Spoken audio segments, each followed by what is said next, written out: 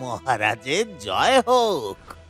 মহারাজ, শ্রীজীউকে সাজানোর জন্য আর অল্প দিনই বাকি আছে।